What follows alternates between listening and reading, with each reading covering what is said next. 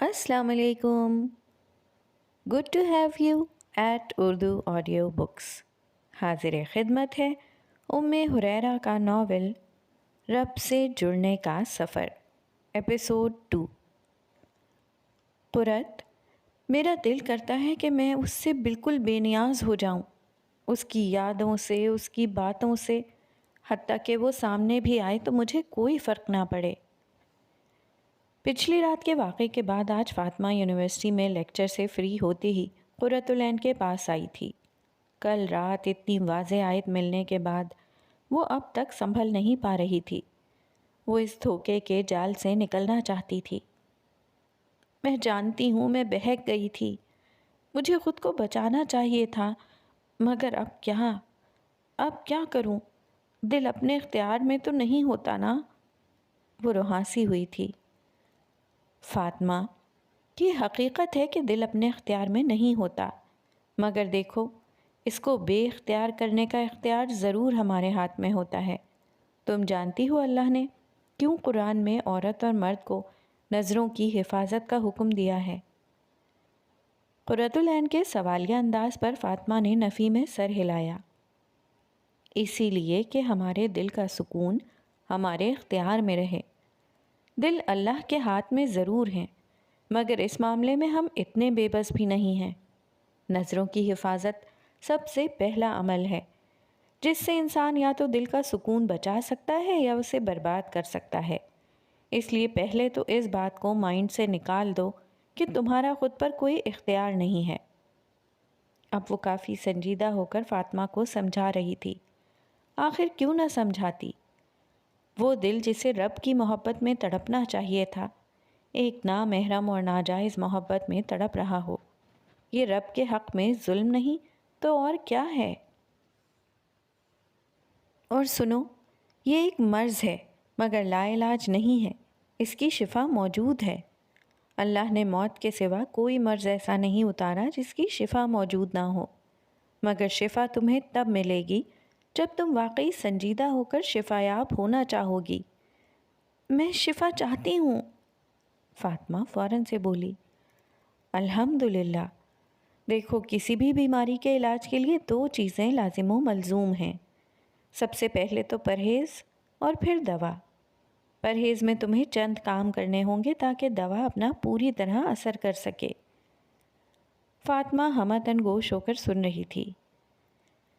پرہیز میں سب سے پہلے تم اس کا نمبر ڈیلیٹ کر کے بلاک کرو. تمام کنورزیشنز اور پکس سب کچھ ڈیلیٹ کرو. اس کے دیے ہوئے تحفے، ان سب چیزوں کو خود سے دور کرو. کوئی ایک بھی چیز ایسی تمہارے پاس نہ ہو جو تمہیں اس کی یاد دلائے. جب تم یہ کر چکو تو پھر مجھے بتانا. فاطمہ نے آنسوؤں کا گولا حلق سے نیچے اتارتے ہوئے جذبات میں سر ہلایا تھا. اور سنو، کوئی کام بھی رب سے دعا کیے بغیر نہ شروع کرنا. 2 نفل نماز پڑھ کر ہمت مانگنا، وہ ضرور دیں گے انشاءاللہ. اب کی بار وہ مسکرا کر بولی تھی. تم چاہتی ہو نا کہ تم بھی اللہ کے قریب ہو، تو پہلا اسٹیپ یہی ہے تمہارا. اللہ قرآن میں کہتے ہیں نا، جب تک تم ان چیزوں میں سے جو تمہیں محبوب ہیں خرچ نہ کرو گے تم کبھی نیکی کو پا نہیں سکتے. سورہ آل عمران. سو اٹس ٹائم کہ تم اپنی محبوب ترین چیز اس کے لیے قربان کر دو.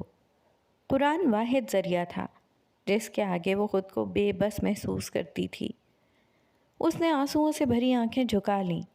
اس وقت اس سے بڑھ کر کون جان سکتا تھا کہ یہ سب قربان کرنا کتنا مشکل تھا، مگر اسے اللہ کو پانا تھا.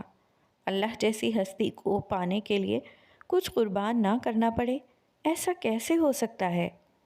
اس نے خود سے عہد کیا اور فوراً رب سے دعا کی کہ وہ اسے ہمت دیں. شہریار نے مغرب کی نماز پڑھ کر سلام پھیرا ہی تھا کہ اسے اپنے پیچھے بائیں طرف دبی دبی سسکیوں کی آواز آئی. اس نے فوراً سے مڑ کر دیکھا تو ایک 9 عمر لڑکا دعا کے لیے ہاتھ اٹھائے اپنے رب سے مناجات کرنے میں مصروف تھا. اسے احساس ہی نہیں تھا کہ اس کی ان سسکیوں نے کتنے ہی کانوں کو اپنی طرف متوجہ کر لیا تھا. کچھ نظریں حسرت اور رشک سے اسے دیکھ رہی تھیں اور کچھ ججمنٹل ہو کر. مگر شہریار ایک دم سے ٹھٹکا تھا. اسے یکا یک آخری بار کی ہوئی اپنی دعا یاد آئی جو اس نے واقعی تڑپ کر مانگی تھی۔ اوہ، رمضان میں، اور اب 6 ماہ گزر چکے ہیں۔ وہ افسوس کے ساتھ گویا اندر ہی اندر خود سے مخاطب ہوا۔ اس نو عمر لڑکے کی سسکیوں میں کچھ ایسا تھا جو شہریار کو اندر سے ہلا رہا تھا۔ اس کے رونگٹے کھڑے ہو رہے تھے۔ وہ اٹھا اور مسجد سے باہر آ گیا۔ مسجد کے ساتھ ہی عورتوں کا مدرسہ تھا۔ اس پھیلتے اندھیرے میں چند عورتیں مدرسے سے نکل رہی تھیں۔ وہ مکمل برقع پہنے ہوئے تھیں، حتیٰ کہ ان کی آنکھیں بھی نظر نہیں آ رہی تھیں۔ ان پر نظر پڑتے ہی شہریار نے اپنی آنکھیں جھکا لیں۔ ایک خیال اس کے ذہن سے آ کر گزرا تھا، کاش نائلہ اور اماں بھی ایسے۔ شہریار یہی سوچتے سوچتے اپنے بک اسٹور کی جانب بڑھ گیا۔ مغرب کی نماز پڑھ کر وہ روز اپنے بک اسٹور کی طرف آ جاتا تھا، جہاں اس کا ساتھی فراز صبح سے موجود ہوتا تھا اور پھر شام سے شہریار کی شفٹ شروع ہو جاتی تھی۔ یہیں پر وہ اپنا آن لائن کام کرنے کے ساتھ ساتھ اپنی یونیورسٹی کا بھی پڑھتا رہتا تھا۔ النور بک لینڈ اس وقت شہر کا سب سے بڑا اور مشہور بک اسٹور تھا، جسے یہ 2 نوجوان لڑکے چلا رہے تھے۔ یہاں ہر عام، خاص، پرانی، نئی، ہر فیلڈ کی بکس دستیاب تھیں۔ یونیورسٹیز اور کالجز کے اسٹوڈنٹس یہاں آ کر سستے داموں بکس خریدتے یا اپنی بکس ایکسچینج کرواتے۔ شہریار نے آ کر سلام دعا کے بعد فراز کو گھر بھیجا اور اپنا کام سنبھال لیا۔ فاطمہ بیٹا، میں کب سے، مسز ریان نے فاطمہ کے کمرے کا دروازہ کھولتے ہوئے کہا، مگر کمرے کا حال دیکھ کر وہیں ٹھٹک گئیں۔ ہر طرف کاغذ، کپڑے، بکس، گفٹ پیکس، چاکلیٹس اور اسی طرح کی دوسری چیزیں بکھری ہوئی تھیں۔ فاطمہ اپنی الماری سے کچھ نکالنے میں مصروف تھی، مگر اپنی ماما کی آواز سن کر کچھ گھبرا سی گئی۔ مسز ریان ایک ہاؤس وائف تو تھیں، مگر انہوں نے خود کو فٹ رکھا ہوا تھا۔ کبھی جم، کبھی پارلر، کبھی فرینڈز کے ساتھ شاپنگ، تو کبھی پکنکس۔ گھر میں وہ کم ہی پائی جاتی تھیں۔ اگر ہوتی بھی تو سارا دن ٹی وی پر براجمان رہتی۔ فاطمہ سے دن میں 1-2 بار ہی ملاقات ہوتی۔ کبھی کبھی ہی ایسا ہوتا کہ اس سے اس کی پڑھائی کے بارے میں پوچھ لیتی، ورنہ اکثر اوقات بس نصیحتیں ہی ہوتیں۔ اپ ٹو ڈیٹ رہا کرو فاطمہ، ہر ویکنڈ پارلر جایا کرو، فلاں برانڈ پر سیل ہے، میرے ساتھ چلنا، کچھ ہیلدی کھایا پیا کرو، آگے ذمہ داریاں سنبھالنی ہیں، وغیرہ وغیرہ۔ فاطمہ خاموشی سے اپنی ماما کی باتیں سنتی رہتی۔ اسے کبھی ہمت نہیں ہوئی تھی کہ وہ اپنے بارے میں کچھ انہیں بتائے یا اپنی سفیان سے دوستی کے متعلق کچھ شو کرے۔ اس کی عمر 21 سال تھی۔ اس کا دل کرتا تھا کہ وہ اپنے جذبات کا اظہار اپنی ماما سے کرے، مگر اس کی ماما نے کبھی اس طرح سے اسے ٹریٹ نہیں کیا تھا۔ یہی وجہ تھی کہ گھر سے مکمل توجہ نہ ملنے کی وجہ سے وہ غلط ٹریک پر نکل آئی تھی۔ بھائی اس کے الگ مصروف رہتے تھے۔ ویکنڈ پر سب جمع ہوتے تو مل کر ڈنر کر لیا کرتے یا 1-2 گھنٹے ساتھ گزار لیے، مگر آپس میں اتنی کوئی فرینکنیس نہ تھی۔ ہر ایک اپنی زندگی میں مگن تھا، کسی کو کسی کی لائف میں انٹرفیئر کرنے کا کوئی حق نہ تھا۔ مگر اس دن رات کو خواب میں ڈرنے کے بعد سے مسز ریان فاطمہ کے بارے میں کچھ محتاط سی ہو گئی تھیں۔ پہلے جو کبھی خود اس کے کمرے میں بہت کم جاتی تھیں، اب جانا شروع ہو گئی تھیں، اور آج کمرے کی حالت دیکھ کر مزید تشویش کا شکار ہو گئیں۔ ماما، آپ یہاں؟ آپ مجھے بلا لیتی، میں آ جاتی۔ فاطمہ نے الماری فوراً سے بند کرتے ہوئے اپنی گھبراہٹ کنٹرول کرتے ہوئے کہا، نہیں، بس ویسے ہی دل کر رہا تھا تم سے باتیں کرنے کو، سوچا خود چلی جاؤں۔ مسز ریان آگے بیڈ کی طرف بڑھتی ہوئی چیزیں دیکھتے ہوئے کہنے لگیں۔ فاطمہ کا دل تیزی سے دھڑکنا شروع ہو گیا، کہیں ماما کو پتہ نہ چل جائے۔ اف، میں کیا کروں؟ یہ سفیان کون ہے؟ مسز ریان نے گفٹ پیک اٹھاتے ہوئے بھویں سکیڑتے ہوئے فاطمہ سے پوچھا۔ ماما، وہ میرا کلاس فیلو ہے۔ فاطمہ کو لگا کہ اب اس کا دل بس باہر آ جائے گا۔ اس کی والدہ گفٹ پیک کھول رہی تھیں۔ صرف کلاس فیلو؟ مسز ریان کی مشکوک نظروں نے فاطمہ کو مزید کنفیوز کر دیا۔ اس کا رنگ ماند پڑ چکا تھا۔ آج تو تمہاری خیر نہیں فاطمہ، اس نے دل ہی دل میں سوچا۔ ماما وہ دوست بھی ہے۔ تم نے کبھی بتایا نہیں فاطمہ؟ مسز ریان نے ماتھے پر بل لاتے ہوئے پوچھا۔ یقیناً انہیں اپنی بیٹی سے ایسی کوئی توقع نہیں تھی، کوئی صرف دوست ہو اور اتنے گفٹس دے۔ اور بائی دا وے، یہ لڑکا اور لڑکی کب سے دوست ہونے لگ گئے؟ مسز ریان نے فاطمہ کی آنکھوں میں جھانکنا چاہا، مگر اس نے اپنی نگاہیں جھکا لیں۔ آخر ماں تھیں، اور ماں جیسی بھی ہو، حالات کے بدلتے رنگ سے پہچان ہی لیتی ہے کہ دال میں کچھ کالا ہے۔ فاطمہ کو کچھ سمجھ نہیں آ رہی تھی کہ اب وہ کیا کرے۔ اب تو وہ یہ سب ختم کرنے کی کوشش کر رہی تھی، اس دلدل سے نکلنا چاہ رہی تھی، مگر ماما کیا بتائے اب انہیں؟ دل کی دھڑکن مزید تیز ہو گئی تھی۔ امی، دل کرتا ہے بس آپ کے ہاتھ کے پکے کھانے کھاتی رہوں، قسم سے مزہ آ جاتا ہے۔ قرۃ العین نے دیسی گھی میں چپڑی ہوئی روٹی ساگ کے ساتھ کھاتے ہوئے کہا۔ ہاں، تاکہ تمہیں کبھی بنانا نہ پڑے، سب جانتی ہوں تمہاری یہ مسکے بازی۔ اس کی ماں نے روٹی توے پر ڈالتے ہوئے مذاقاً ناراض ہوتے ہوئے کہا۔ قرۃ العین ہنستے ہوئے اپنی انگلیاں چاٹتے ہوئے دعا پڑھنے لگی۔ الحمدللہ اطعمنا ھذا، اللہ کا شکر جس نے مجھے یہ کھانا کھلایا، اور اللہ میری امی کو جنت کے لذیذ کھانے کھلائیں۔ قرۃ العین نے مسکراتے ہوئے اپنی ماں کی طرف دیکھتے ہوئے کہا، جو یکدم خوش ہوتے ہوئے آمین آمین کہہ رہی تھیں۔ اچانک ساتھ پڑا ہوا فون بجا۔ قرۃ العین نے اپنی رنگ ٹون کے طور پر قرآن کے متعلق عربی نشید لگائی ہوئی تھی۔ میرے اندھیروں میں نور، میری تنہائی میں انسیت کا ذریعہ۔ وہ اپنے اعضاء کی حتی الامکان حفاظت کرتی تھی، خصوصاً میوزک سے۔ اس کے مالک نے جو چیز حرام کر دی تھی تو وہ غلام ہو کر کیسے اسے اپنے لیے حلال کر سکتی تھی؟ حتیٰ کہ موبائل ٹون کا بھی میوزک ختم کر دیا کہ کہیں اس کے دل پر سیاہ دھبا نہ لگ جائے، کہیں اس کے دل کا نور نہ بجھ جائے، کہیں اس کا دل سخت نہ ہو جائے، یا کہیں اس کا رب اس سے ناراض نہ ہو جائے، کہیں اس کے دل میں منافقت جنم نہ لے لے، کیونکہ موسیقی دل میں نفاق پیدا کرتی ہے۔ اسے منافقت سے ڈر لگتا تھا، منافقین کے انجام، جہنم کے سب سے نچلے گڑھے سے ڈر لگتا تھا۔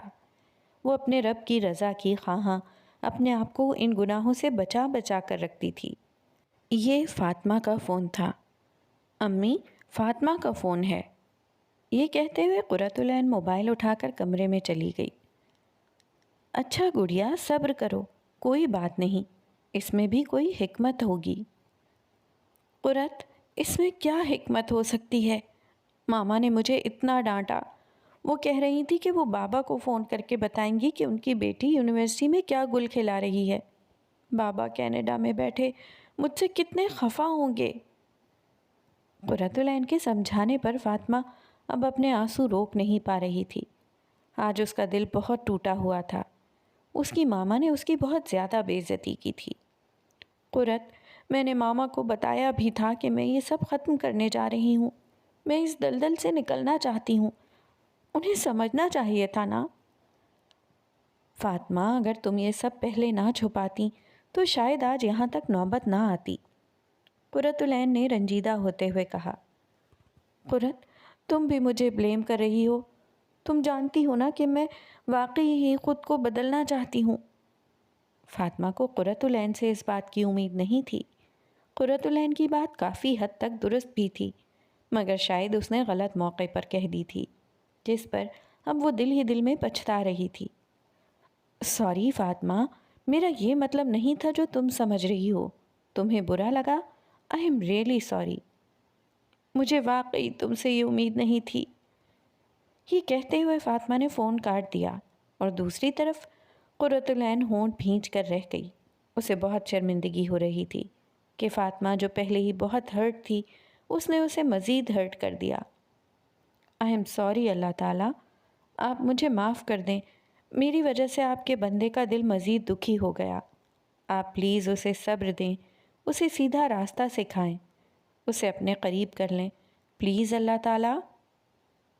قرۃ العین دل ہی دل میں اپنے رب سے سرگوشیاں کرنے لگ گئی۔ اسے معلوم تھا کہ ابھی فاطمہ جذباتی حالت میں ہے، اسے تھوڑا وقت چاہیے، جب جذبات ٹھنڈے ہوں گے تو وہ اسے خود منا لے گی۔ فاطمہ نے موبائل سائڈ پر پھینکا اور منہ پر دونوں ہاتھ رکھ کر پھوٹ پھوٹ کر رونے لگی۔ اندر سے کسی نے سرگوشی کی، تمہارا رب تمہیں قبول نہیں کرنا چاہتا، اسی لیے تو یہ سب ہوا۔ تم تو خود کو گناہ سے بچانا چاہ رہی تھیں۔ قرۃ العین نے جھوٹ کہا تھا کہ جب کوئی اس کی طرف جاتا ہے تو وہ خود آگے بڑھ کر تھامتا ہے، مگر دیکھو یہاں تو سب نے تمہیں دھتکار دیا۔ فاطمہ کے آنسو یکا یک رک گئے۔ کیا واقعی اس کے رب نے اسے قبول کرنے سے انکار کر دیا تھا؟ کیا اس لیے اس نے اسے چھوڑ دیا کہ وہ بہت بری لڑکی ہے؟ مگر میں نے تو اپنی سب سے محبوب ترین چیز قربان کرنی چاہی تھی نا اللہ، آپ کے حکم پر عمل کرنے کے لیے، پھر یہ سب کیوں ہوا؟ آنسو پھر سے بہنے لگے۔ وہ 2 دن سے شدید بخار میں مبتلا تھی۔ اس کی ماما کا رویہ قدرے بہتر تھا۔ انہیں احساس ہو گیا تھا کہ اس دن انہوں نے فاطمہ کو کچھ زیادہ ہی ڈانٹ دیا۔ حالانکہ وہ اس سب جھنجھٹ سے نکلنا چاہ رہی تھی، مگر اندر کہیں مسز ریان کو اپنی تربیت میں کمی دکھائی دینے لگی تھی۔ فاطمہ بیٹا، یہ سوپ پی لو، کچھ انرجی آئے گی تو چل پھر سکو گی نا۔ فاطمہ بیڈ پر موٹے کمبل میں لپٹی بخار سے تپ رہی تھی۔ ماما پلیز، بالکل موڈ نہیں ہے، ابھی میں سونا چاہتی ہوں۔ یہ کہتے ہی فاطمہ نے مسز ریان کی طرف سے کروٹ بدل لی۔ جب بھی مسز ریان اس کے کمرے میں آتی اور کچھ بات چیت کرتی، وہ ہر تھوڑی دیر بعد یہی کہتی۔ وہ بہت کمزور ہو رہی تھی، اس کی آنکھیں بھی سوجی ہوئی تھیں۔ مسز ریان سمجھ نہیں پا رہی تھی کہ زیادہ سونے کی وجہ سے ایسا ہے یا وہ روتی رہی ہے۔ وہ خاموشی سے بس دیکھتی رہتی۔ اوکے بیٹا، آپ ریسٹ کرو، کسی بھی چیز کی ضرورت ہو تو مجھے بلا لینا، میں آج نیچے لاؤنج میں ہی ہوں۔ یہ کہہ کر مسز ریان آرام سے دروازہ بند کرتے ہوئے چلی گئیں۔ ان کے جانے کے بعد وہ سیدھی ہو کر چھت کی طرف ٹکٹکی باندھ کر دیکھنے لگی۔ آنسوؤں نے پھر سے اس کی آنکھوں کو گرما دیا۔ کچھ تھا جو اس کے دل کو بے چین کر رہا تھا۔ سفیان کی یاد یا کچھ اور، وہ سمجھ نہیں پا رہی تھی۔ اس کیفیت میں اس کا سانس لینا محال ہو رہا تھا۔ وہ 2 دن سے نہ یونیورسٹی گئی تھی اور نہ ہی اس نے اپنا موبائل آن کیا تھا۔ وہ فی الحال کسی سے بھی رابطہ نہیں کرنا چاہتی تھی۔ نہ جانے کیوں رات کے 8 بج رہے تھے۔ روتے روتے اس کی آنکھ لگ گئی۔ آسمان سے لٹکتی وہ مضبوط رسی نیچے فضا میں معلق تھی۔ وہ خود ایک گہری کھائی میں کھڑی تھی جس کے کنارے بہت بلند تھے۔ وہ اس گھپ اندھیرے میں کھائی کے صرف کنارے ہی دیکھ پا رہی تھی۔ رسی کا لٹکتا ہوا سرا اس کے قد سے کچھ بلند تھا۔ وہ بار بار اچھل کر اس کنارے کو پکڑنے کی کوشش کر رہی تھی۔ اس کے پاس اس کھائی سے نکلنے کا اور کوئی رستہ نہ تھا۔ اسے اس وحشت بھرے ماحول سے نکلنا تھا۔ اس کا دل بہت گھبرا رہا تھا۔ آس پاس سے بہت ڈراؤنی آوازیں اور چمگادڑیں اڑ رہی تھیں۔ اسے جلد از جلد خود کو بچا کر وہاں سے نکلنا تھا۔ اچانک اس کی نظر پاس پڑے ایک چمکتے ہوئے پتھر پر پڑی۔ وہ فوراً سے اس بھاری پتھر کو مشقت سے اٹھا کر لائی اور اس پر چڑھ کر اچھل کر رسی تھام لی۔ رسی کو تھامنے کے بعد اسے اندازہ ہوا کہ اس کا دوسرا سرا بہت مضبوطی سے آسمان میں جمع ہوا ہے۔ اسے قدرے حوصلہ رسی کے ذریعے اوپر جانے لگی اور وہ اپنی پوری قوت لگا کر کچھ دیر میں اسے احساس بھی نہ ہوا کہ وہ کب کھائی سے نکل چکی ہے۔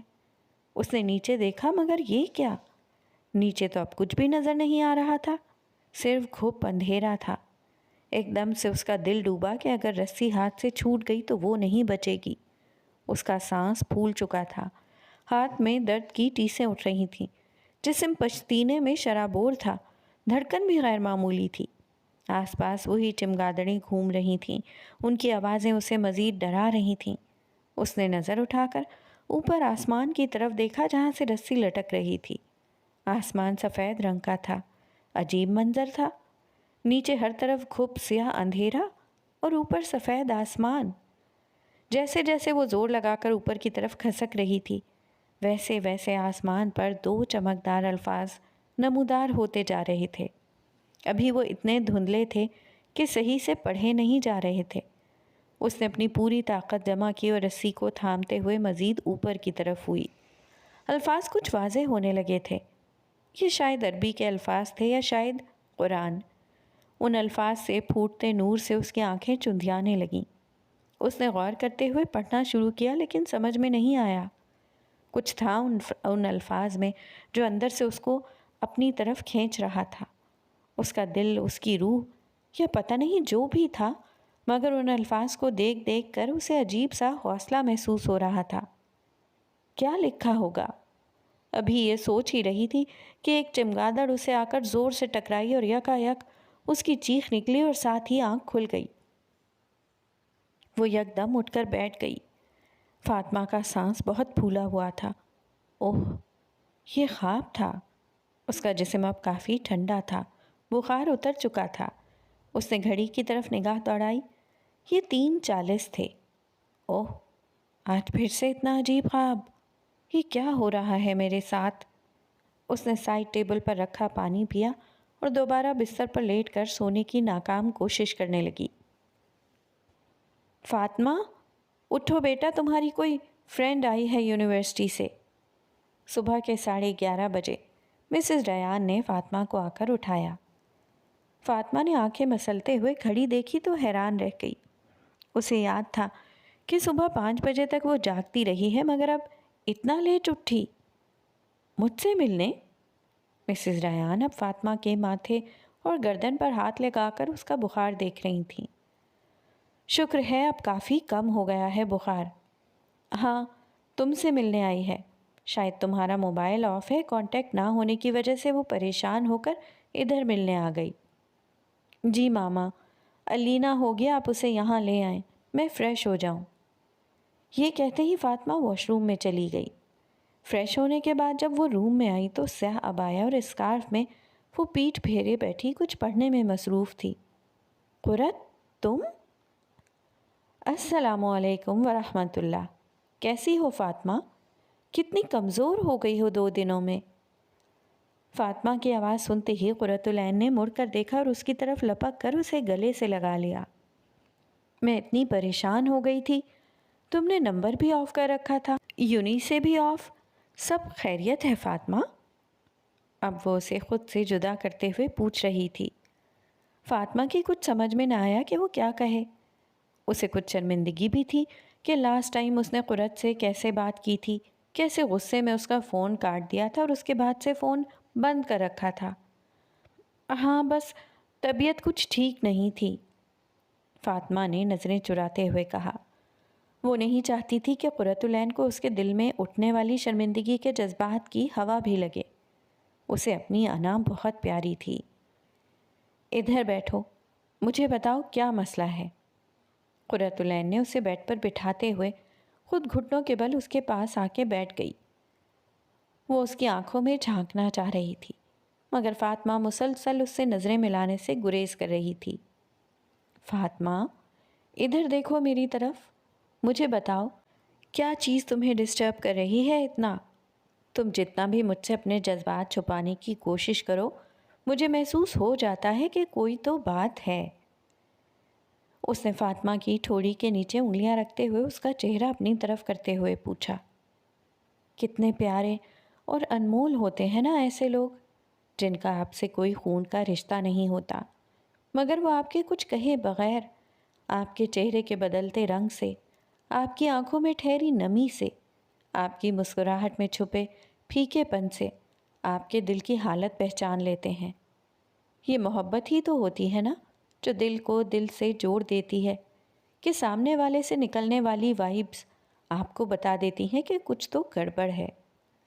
فاطمہ خوش قسمت تھی کہ اللہ نے اسے اتنی پیاری بندی دی تھی۔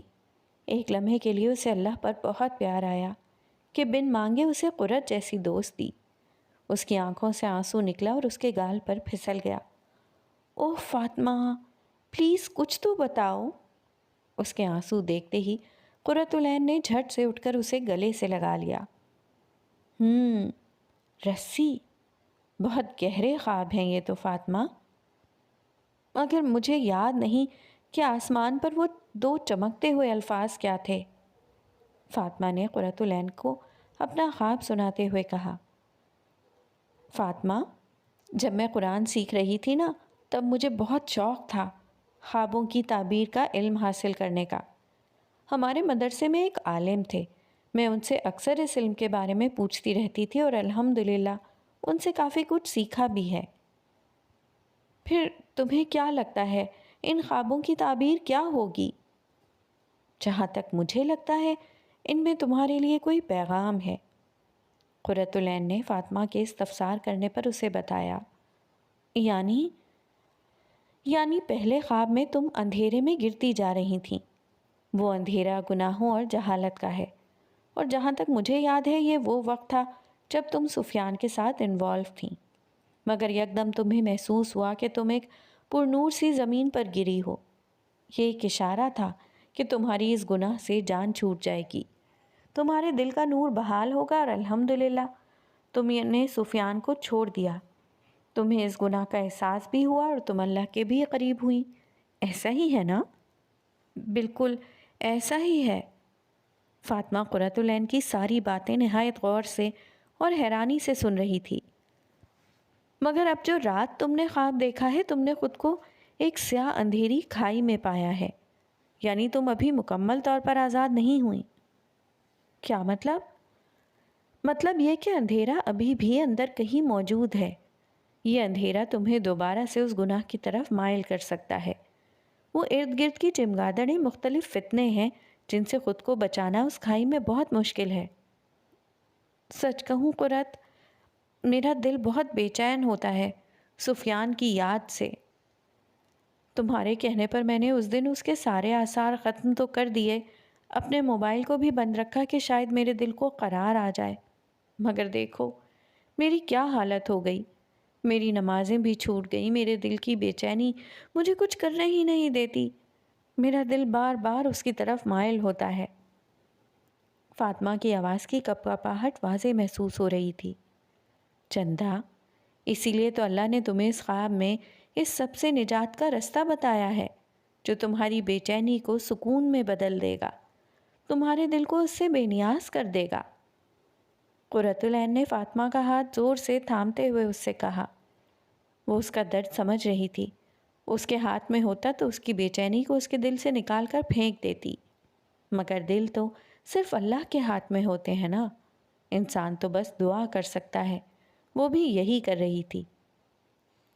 خواب میں کون سا نجات کا رستہ بتایا اللہ نے؟ فاطمہ نے حیرانی سے اس کی طرف دیکھتے ہوئے کہا۔ رسی۔ قرۃ العین نے گہری سوچ میں بے اختیار خود کو یہ کہتے ہوئے سنا۔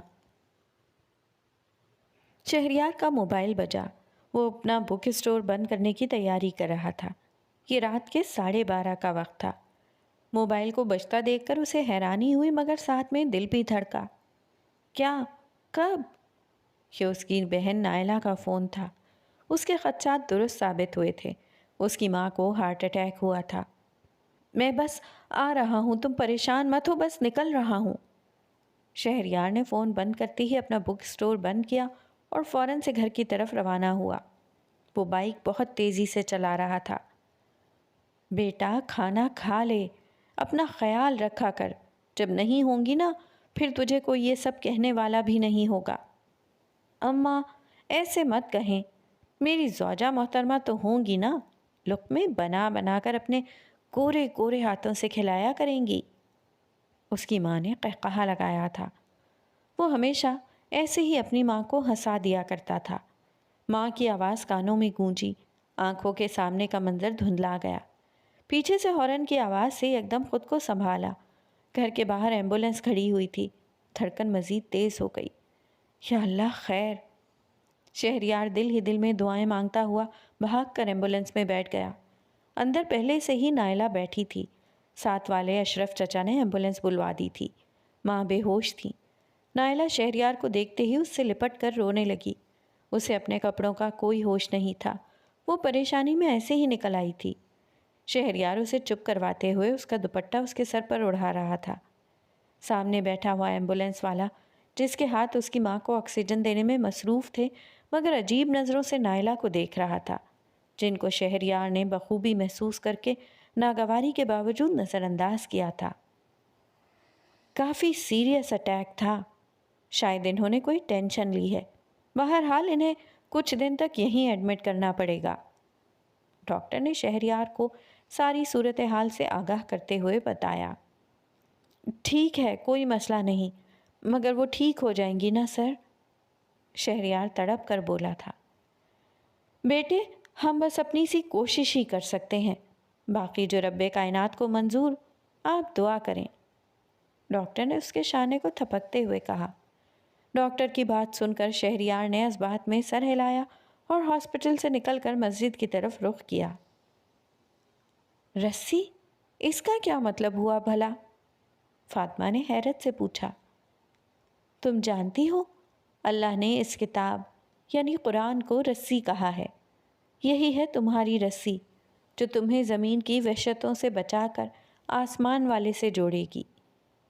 فاطمہ کو یاد آیا کہ اس نے بچپن میں اسلامیات کے سلیبس میں وہ آیت پڑھی تھی جس کا ترجمہ تھا کہ سب مل کر اللہ کی رسی کو مضبوطی سے تھام لو اور تفرقے میں نہ پڑو۔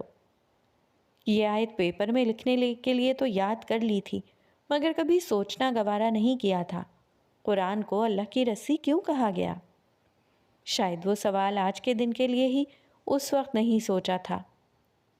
قرت، قرآن کو اللہ نے رسی کیوں کہا ہے؟ اللہ نے صرف رسی نہیں بلکہ اپنی رسی کہا ہے۔ تم اسے انسانوں کی بنائی ہوئی کچی رسیوں کی طرح نہ سمجھنا۔ یہ جس کی رسی ہے اس کی مضبوطی کا اندازہ میں اور تم کہاں لگا سکتے ہیں؟ خیر، اس کے بارے میں حدیث میں بتایا گیا ہے کہ بے شک یہ قرآن ایک رسی ہے، اس کا ایک کنارہ اللہ کے ہاتھ میں ہے اور دوسرا کنارہ تمہارے ہاتھ میں ہے۔ اس کو مضبوطی سے پکڑے رکھو، کیونکہ اس کے بعد تم ہرگز گمراہ اور ہلاک نہیں ہو سکتے۔ صحیح ابن حبان 122۔ اس کو تھامنے کے بعد انسان ڈائریکٹ رب سے جڑ جاتا ہے، اس سے تعلق قائم ہو جاتا ہے۔ اور اگر خواب میں وہ رسی چھوڑ دیتی تو کھائی میں دوبارہ گر جاتی؟ بالکل، اسے مضبوطی سے نہ پکڑا جائے تو انسان پھر گمراہی کی گہری کھائیوں میں گرتا چلا جاتا ہے۔ فاطمہ پر نئی سے نئی بات کھلتی جا رہی تھی۔ اسے احساس ہو رہا تھا کہ اس نے پہلے کیوں قرت سے دوستی نہ کر لی، مگر ہر کام کا ایک وقت مقرر ہوتا ہے، کچھ خاص لوگوں سے ملنے کا بھی، کچھ عام لوگوں سے جدائی کا بھی، اسی طرح بعض سوالوں کا بھی، مگر یہ سب وقت کی لگائی ٹھوکر کے بعد سمجھ آتا ہے۔ شعور کو بیدار کرنے میں یہ ٹھوکریں بڑا اہم کردار ادا کرتی ہیں۔ سچ ہے کہ یہ بڑی نعمت ہوتی ہیں، لگنے والے کی آنکھوں کے ساتھ ساتھ عقل کے بند دروازے بھی کھول دیتی ہیں۔ انسان اگر خوشی سے رب کی طرف نہ آئے تو اسے ٹھوکر کھا کر مجبوراً آنا پڑتا ہے۔ وہ بھی اب اس رستے پر آنے لگی تھی یا شاید لایا جا رہا تھا، مگر اسے خوشی سے اپنے رب کی طرف آنا تھا، مجبوری سے نہیں۔ فاطمہ اب کافی حد تک سنبھل چکی تھی۔ بیمار ہونے کی وجہ سے اسے 1 ہفتہ مزید یونیورسٹی سے آف لینا پڑا، مگر قرۃ العین سے ملنے کا یہ فائدہ ضرور ہوا تھا کہ اب وہ جس بھی حال میں ہوتی نماز نہیں چھوڑتی تھی، خواہ لیٹ کر کے پڑھی جائے۔ قرآن کا بھی 1 رکوع روزانہ ترجمے سے پڑھنا شروع کر دیا تھا، مگر ابھی تک اسے سمجھ میں نہیں آ رہا تھا کہ اس سے ہدایت کیسے لینی ہے۔ اسے لگتا تھا وہ ترجمہ محض ریڈ کر رہی ہے، اس لیے ایک خلش تھی جو رہ جاتی تھی۔ وہ اکثر لیٹے لیٹے اللہ کے متعلق سوچ کر آنسو بہانے لگتی۔ انسان جب باہر کی دنیا سے بیزار ہو کر تھک جاتا ہے نا، پھر اس کی روح اسے اپنے خالق کی طرف کھینچتی ہے، تب اندر ایک بے چینی سی لگ جاتی ہے کہ انسان کسی طرح اس رب کے قریب ہو جائے، پھر اسے کہیں اور سکون نہیں ملتا۔ مگر بہت سے لوگ خود کو اس دھوکے کی دنیا سے بیزار نہیں ہونے دیتے، ہر وقت خود کو انٹرٹینمنٹ میں مشغول رکھتے ہیں، ایک سے نکلے تو دوسرے میں، بس ہر چیز میں شغل اور بس شغل، کبھی شاپنگ، کبھی پارٹیز، کبھی پکنکس، تو کبھی انٹرنیٹ پر آوارہ گردی۔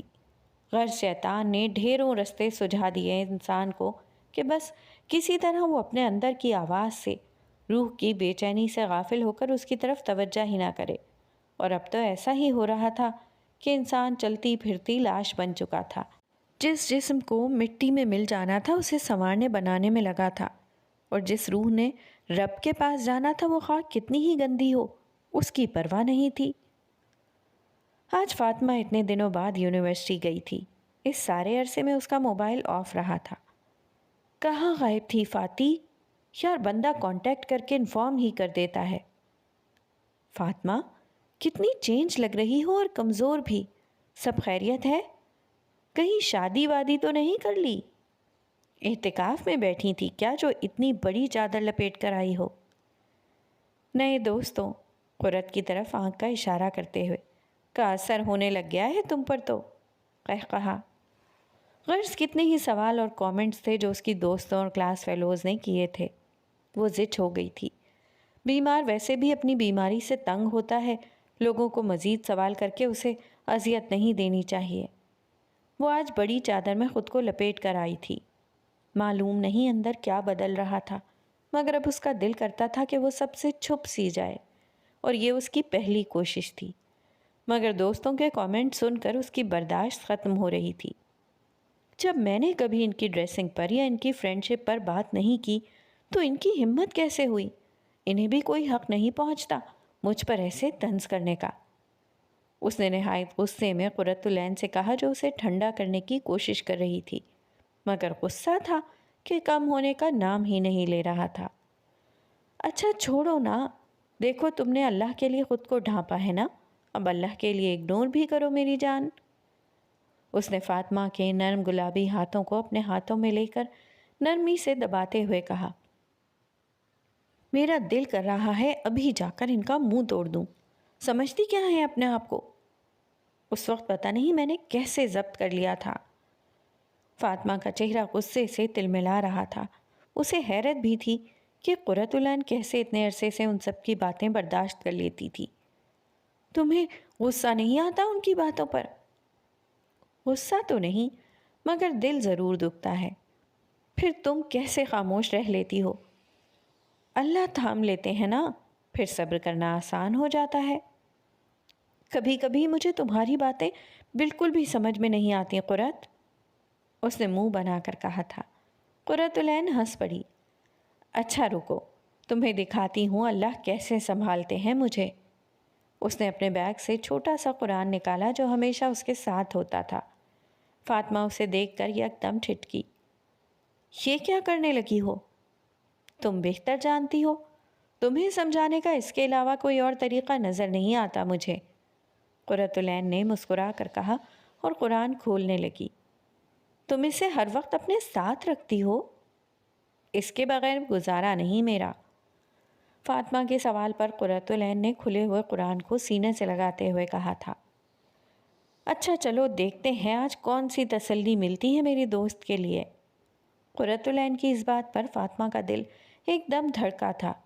اسے یقین تھا کہ اب اسے یقیناً کوئی نہ کوئی جواب ملے گا۔ آخر اتنے عرصے بعد اسے قرآن سے جواب ملنا تھا۔ اسے اچانک سے اپنے دل میں قرآن کے لیے محبت محسوس ہونے لگی۔ تو جناب نے ہمیں چھوڑ کر نئے دوست بنا لیے ہیں؟ سفیان نے اچانک سے فاطمہ کے پیچھے سے آ کر اس کے کان میں سرگوشی کی، جبکہ وہ لائبریری میں بک شیلف کے پاس کھڑی بک دیکھ رہی تھی۔ اسے اچانک سے جھٹکا لگا۔ اس نے 2 قدم پیچھے ہٹ کر مڑ کر اسے دیکھا۔ اسے بالکل امید نہیں تھی کہ سفیان سے اس کی ایسے ملاقات ہو سکتی ہے۔ اب تک وہ اسے مکمل اگنور ہی کرتی آئی تھی۔ اس دن آخری میسج کرنے کے بعد قرۃ العین کے کہنے پر اس نے سفیان کو ہر جگہ سے بلاک کر دیا تھا۔ میں آئندہ تم سے کوئی تعلق نہیں رکھنا چاہتی، بہتر ہے تم اپنی زندگی جیو اور میں اپنی، اور پلیز آئندہ مجھ سے ملنے یا رابطہ کرنے کی بالکل کوشش مت کرنا، مجھے تم میں کوئی انٹرسٹ نہیں رہا۔ یہ سفیان کو ملنے والا فاطمہ کا آخری میسج تھا۔ فاطمہ جانتی نہیں تھی وہ کس انسان سے الجھ بیٹھی ہے۔ ہاں تو تم نے کیا کہا تھا کہ تمہیں مجھ میں کوئی انٹرسٹ نہیں رہا؟ سفیان شیطانی ہنسی ہنسا تھا۔ فاطمہ کا دل یک دم دھڑکنے لگا۔ یاد رکھنا تمہارا بہت کچھ ہے میرے پاس، بہت کچھ، پکس بھی۔ تمہیں لگتا ہے کہ اتنی آسانی سے مجھ سے جان چھڑوا لو گی؟ کہا۔ سفیان پلیز ایسا کچھ مت کرنا۔ مجھے تم سے پوچھنے کی ضرورت نہیں ہے مس فاطمہ ریان، میں تمہیں ایسے چھوڑنے والا نہیں، دوبارہ سوچ لو، تمہیں ٹائم دیتا ہوں۔ یہ کہتے ہی سفیان مڑا اور تیزی سے قدم اٹھاتا ہوا لائبریری سے باہر نکل گیا۔ فاطمہ کا وجود پسینے میں ڈوبا کانپ رہا تھا، سانس پھول چکا تھا، ہاتھ پاؤں برف کی طرح ٹھنڈے ہو چکے تھے۔ وہ پردہ نہیں کرتی تھی لیکن عزت اسے بھی پیاری تھی۔ اس کی پکس کے ساتھ کچھ بھی کیا جا سکتا تھا۔ کیا اس گناہ عظیم کی سزا اسے ملنے والی تھی؟ مگر وہ تو توبہ کر چکی تھی، وہ تو پلٹنا چاہتی تھی، پھر کیوں اس کا گناہ گار ماضی اس کا پیچھا نہیں چھوڑ رہا تھا؟ کیا اللہ نے اسے معاف نہیں کیا تھا؟ اس کی آنکھوں کے سامنے اندھیرا چھا گیا اور وہ لڑکھڑا گئی۔ شہریار کی امی کی طبیعت کافی حد تک سنبھلنے لگی تھی، مگر ڈاکٹر نے ابھی بھی گھر جانے کی اجازت نہ دی تھی۔ انہوں نے نائلہ کی ٹینشن لی تھی۔ اس کے سسرال والوں نے بھاری بھرکم جہیز کا مطالبہ کیا تھا، حالانکہ وہ جانتے تھے کہ اس گھر میں صرف ایک شہریار کمانے والا ہے، جس کی بدولت گھر کے اور ان کی پڑھائی کے اخراجات مکمل ہو رہے ہیں۔ اماں، میں کہہ رہا ہوں آپ انکار کر دیں۔ جن کی بھوک مال ہو وہ کہاں کسی کی بیٹی کو عزت دے سکتے ہیں؟ ہماری بہن کوئی گری پڑی چیز تو ہے نہیں کہ اس کے لیے رشتوں کی کمی ہو۔ یہ بات شہریار نے ماں کو ہارٹ اٹیک آنے سے چند دن پہلے کہی تھی۔ کیسے کر دیتی وہ رشتہ ختم؟ اتنی مشکل سے تو پڑھا لکھا گھرانہ ملا تھا، مگر اب ان کی ڈیمانڈ سے اس غریب ماں کی پریشانی میں مزید اضافہ ہو گیا تھا۔ انکار کر دیا تو اس عمر میں اور کہاں سے رشتہ ڈھونڈتی پھروں گی؟ کاش نائلہ کے ابو زندہ ہوتے تو یہ حالات نہ دیکھنے پڑتے۔ نائلہ کتنی خوش ہے، اگر اسے بتا دیا تو اس معصوم کے سارے ارمان مر جائیں گے۔ کتنے ہی خیالات تھے جنہوں نے چند دنوں میں اس کی ماں کے بال سفید کر دیے تھے، چہرے کی جھریاں بڑھا دی تھیں۔ کاش کہ لوگ ایسے مطالبہ کرتے ہوئے اپنی بچیوں کو ان کی جگہ رکھ کر بھی سوچ لیتے، صرف دکھاوے نمائش کے لیے کہ بہو اتنا سامان لائی ہے۔ اس ہوس نے پیار بھرے رشتے کاٹ ڈالے تھے، دلوں میں دراڑیں ڈال دی تھیں، نئے رشتے بننے سے پہلے ہی توڑ دیے تھے۔ یہ رشتہ بننے سے بھی پہلے ٹوٹ گیا۔ یہ خبر ان کے لیے بہت بھاری تھی۔ نائلہ اس دن خاموشی سے کام کرتی رہی تھی۔ ماں بیٹی کی آنکھوں کی سوجن اور سرخ ناک سے چہرے پہ لکھا دکھ سہ نہیں پا رہی تھی۔ اکلوتی بیٹی تھی اور یہ رشتہ اسے پسند بھی تھا۔ امی جی، آپ پریشان نہ ہوں، شاید زکام ہو گیا ہے۔ امی، اللہ کی حکمت ہوگی نا، ان سے بہتر لوگ مل جائیں گے۔ سارا دن مختلف جملوں سے وہ اپنی ماں کو تسلیاں دیتی رہی، مگر ماں تو ماں ہوتی ہے، اولاد کا درد کہاں برداشت کر پاتی ہے۔ اور اچانک اسی رات ہارٹ اٹیک ہو گیا۔